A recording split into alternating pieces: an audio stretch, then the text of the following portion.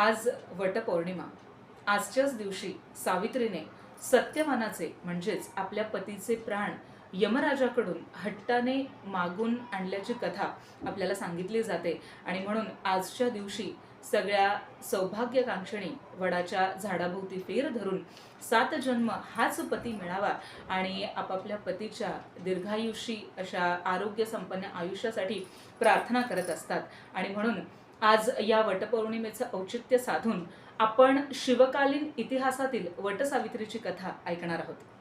प्रसंग असा होता की ज्या वेळेला शिवरायांनी स्वराज्य स्थापनेची शपथ घेतली त्यानंतर मात्र शिवबाराजे थांबले नाही. एका मागोमाग एक गडकोट किल्ले ते स्वराज्यात सामील करत गेले, काबीज करत गेले. आणि काल जन्माला आलेला हा 17-18 वर्षाचा पोर स्वराज्य स्थापना करू पाहतोय, एक एक गडकोट किल्ले तो काबीज करतोय. मग त्याच्या माथ्यावर कोणाचा वरदहस्त आहे किंवा त्याला कोणाचं पाठबळ आहे असा विचार करत असताना शहाजी राजांवर संशय घेऊन आदिलशहाने त्यांना कैद केलं आणि कर्नाटकामध्ये तुरुंगात ठेवलं. आता तसं बघायला गेलं तर या आदिलशहाने जिजाऊ मासाहेबांच्या कुंकवावरच तलवार धरली आणि मासाहेबांना एक खरमरीत खलिता लिहिला.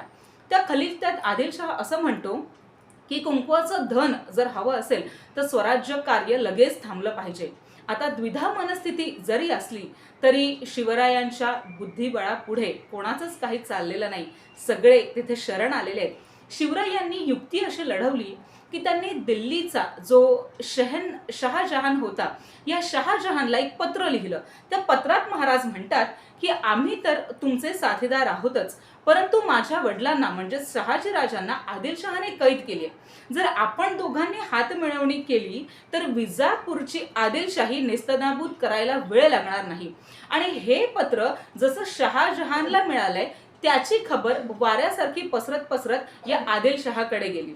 आणि उद्या जर दिल्ली आणि स्वराज्य यांनी हातमिळवणी केली तर आदिलशाही नेस्तनाबूत व्हायला खरोखरच वेळ लागणार नाही हे आदिलशहाने जाणलं आणि त्वरित शहाजी राजांची ह्या कैदेतून मुक्तता केली. सांगण्याचं तात्पर्य इतकंच की ज्या दिवशी शहाजी राजांची मुक्तता करण्यात आली तो दिवस होता वटपौर्णिमेचा. ज्याप्रमाणे पुराणामध्ये सावित्रीने जसा हट्ट करून यमराजाकडून आपल्या पतीचे म्हणजेच सत्यवानाचे प्राण मागून आणले, अगदी त्याचप्रमाणे शिवरायांच्या या बुद्धी कौशल्यामुळे जिजाऊपती अर्थात शहाजी राजांचे प्राण आपल्याला पुन्हा मिळाले. आणि हा इतिहास समजल्यावर आजच्या या दिवसाचं महत्त्व आणि गोडवा शतपटीने वाढतो.